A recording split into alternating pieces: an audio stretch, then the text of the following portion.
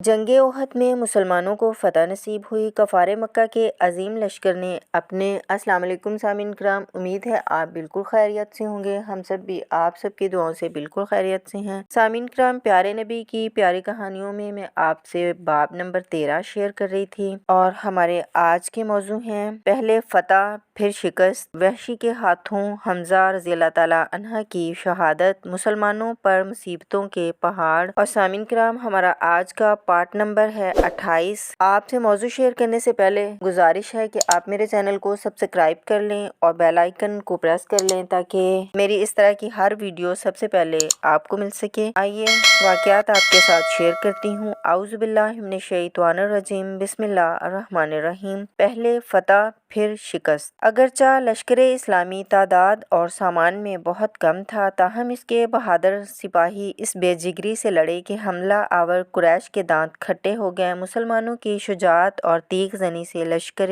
کفار میں خوف و ہراس پھیل گیا۔ ان کے سردار یکے بعد دیگرے ہلاک ہوتے گئے۔ آخرکار بدحواسی اور حزمیت سے ان کے پاؤں اکھڑ گئے۔ ان کو جنگ پر ابھارنے والی عورتیں بھی نرغے میں آ گئیں۔ برکت و سعادت کے لیے وہ اپنا ایک بت بھی میدان جنگ میں اپنے ساتھ لائے تھے۔ انتشار اور خوف کے ماحول میں وہ بت بھی منہ کے بل زمین پر گر پڑا۔ انتہائی اضطراب اور بدحواسی کے عالم میں کفار مکہ اپنے بت کو مسلتے ہوئے میدان جنگ سے بھاگنا شروع ہوئے۔ جنگ احد میں مسلمانوں کو فتح نصیب ہوئی۔ کفار مکہ کے عظیم لشکر نے اپنے سے کہیں چھوٹی اور بے سر و سامان فوج کے ہاتھوں بہت بری شکست کھائی۔ مسلمانوں نے بھاگتے ہوئے کفار کا کافی دور تک پیچھا کیا اور پھر وہ دفعتاً مال غنیمت جمع کرنے میں مصروف ہو گئے۔ دولت کی ہوس نے انہیں دشمن کا زیادہ دور تک تعاقب کرنے سے روک دیا۔ تیر اندازوں کے اس دستے نے جو حضور صلی اللہ علیہ وآلہ وسلم کی ہدایات کی تعمیل میں گھاٹی کے درہ کی حفاظت پر مامور تھا، جب فاتح مسلمانوں کو مال غنیمت پر لپکتے دیکھا تو ان کے منہ میں بھی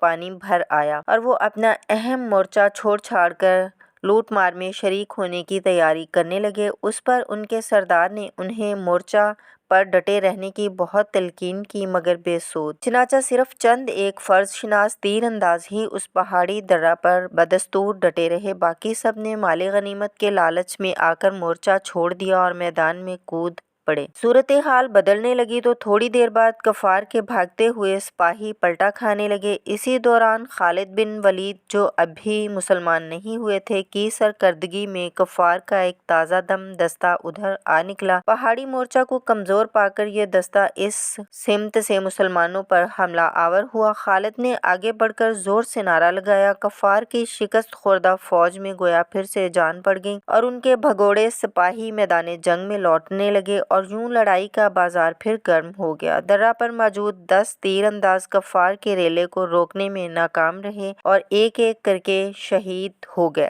بدقسمتی سے مسلمانوں کی اکثریت ابھی تک مال غنیمت سمیٹنے میں مگن تھی۔ انہیں کوئی خبر نہ تھی کہ جنگ کا پانسا بڑی تیزی سے پلٹ رہا ہے۔ مسلمان سپاہی منتشر ہو چکے تھے۔ موقع سے فائدہ اٹھاتے ہوئے کفار کا زخم خوردہ لشکر ایک امڑتے ہوئے سیلاب کی طرح پھر آگے بڑھا اور آنن فانن لوٹ کھسوٹ میں محو مسلمانوں کو چاروں طرف سے اپنے نرغے میں لے لیا۔ چنانچہ وہی مسلمان جو چند لمحے قبل جارحانہ انداز میں آگے بڑھ رہے تھے، اب اپنی جانیں بچانے پر مجبور ہو چکے تھے۔ اپنے رسول اور دوربین سپہ سالار کے ایک حکم سے غفلت انہیں بہت مہنگی پڑی تھی۔ وحشی کے ہاتھوں حمزہ رضی اللہ تعالیٰ عنہ کی شہادت۔ میدان احد میں حضرت حمزہ رضی اللہ تعالیٰ عنہ حسب معمول بڑی شجاعت سے لڑ رہے تھے۔ اس سے پہلے جنگ بدر میں آپ رضی اللہ تعالیٰ عنہ نے کفار کے جن سرداروں کو موت کے گھاٹ اتارا تھا، ان میں حمزہ کا باپ عتبہ بھی شامل تھا۔ حمزہ اس وقت سے باپ کے انتقام کی آگ میں بری طرح جل رہی تھی۔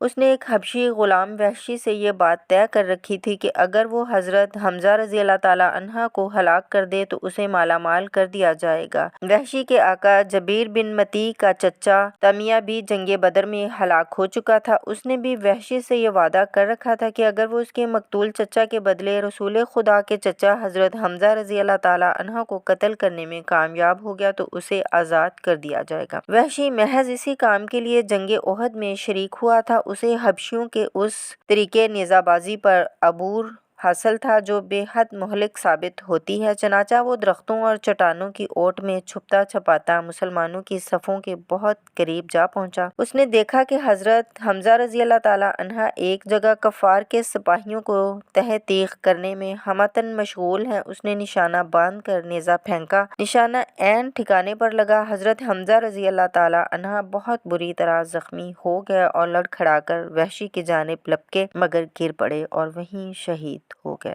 وحشی اس حرکت کے بعد میدان جنگ سے کھسک گیا کیونکہ اس نے اپنا کام مکمل کر دیا تھا۔ مسلمان مجاہد دھڑا دھڑ گر رہے تھے۔ حمزہ اور اس کی ساتھی عورتیں شہیدوں کی نعشوں کی بے حرمتی اور ان کے اعضاء کی قطع و برید میں مصروف ہو گئیں۔ انہوں نے ان کے کان اور ناک کاٹ کاٹ کر ان کے ہار، کنگن اور پازیب بنائے، پھر انہیں زیب تن کر کے بڑے غرور سے ادھر ادھر ٹہلنا شروع کیا۔ حمزہ نے شہیدوں کے کاٹے ہوئے اعضاء کے ہار پہن کر اپنے اصل زیورات اتار دیے اور انہیں وحشی کو بطور انعام دے دیے۔ حمزہ نے انتہائی درندگی سے حضرت حمزہ رضی اللہ تعالیٰ عنہ کا پیٹ چاک کیا اور جگر نکال کر چبانا شروع کیا۔ وہ اسے نگل نہ سکی تو زمین پر تھوک دیا۔ اس کے بعد وہ شیطان سیرت عورت ایک اونچے ٹیلے پر جا بیٹھی اور چیخ چیخ کر گندے مندے رزمیہ اشعار پڑھنے لگی، جن کا لب لباب یہ تھا کہ اس نے آخرکار اپنے مقتول والد کا انتقام لے لیا ہے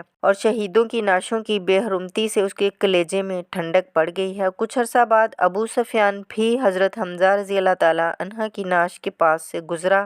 آپ رضی اللہ تعالیٰ عنہ کے رخسار کو اپنے نیزے کی نوک چبو کر بولا، اسے بھی چکھو او باغی۔ مسلمانوں پر مصائب کے پہاڑ ٹوٹ پڑے۔ حضرت مصعب بن عمیر کی شکل و صورت حضور صلی اللہ علیہ وآلہ وسلم سے کافی ملتی جلتی تھی۔ جب وہ شہید ہو گئے تو دشمنوں نے شور مچا دیا کہ محمد صلی اللہ علیہ وآلہ وسلم نعوذ باللہ ہلاک ہو گئے ہیں۔ یہ افواہ آنن فانن سارے میدان جنگ میں پھیل گئی۔ مسلمانوں کے دل ٹوٹ گئے، حتیٰ کہ حضرت ابوبکر رضی اللہ تعالیٰ عنہ اور حضرت عمر رضی اللہ تعالیٰ عنہ نے بھی بد دل ہو کر تلواریں پھینک دیں اور افسردہ خاطر ہو کر پہاڑ کے ایک گوشے میں دبک کر بیٹھ گئے۔ بعض مسلمان سپاہی تو انتہائی بدحواسی کے عالم میں ایک دوسرے پر ہی وار کرنے لگے۔ چنانچہ حضرت ابو حذیفہ غلطی سے کسی مسلمان ہی کے ہاتھوں شہید ہو گئے۔ کفار مسلمانوں پر چاروں طرف سے حملہ آور ہو رہے تھے۔ سامعین کرام، آگے کیا ہوا یہ جاننے کے لیے ہماری آنے والی ویڈیو کا انتظار کیجیے گا، اور ہماری اگلی ویڈیو کے موضوع ہیں مسلمانوں پر مصیبتوں کے پہاڑ لوٹتے ہوئے دشمن کا تعاقب، غم کی گھٹائیں اور دشمنوں کے طعنے۔ آپ کو آج کی ویڈیو کیسی لگی کمنٹس میں لازمی بتائیے گا۔ ملتے ہیں کسی اور ویڈیو میں کچھ اور موضوع کے ساتھ۔ اجازت دیں، اللہ حافظ۔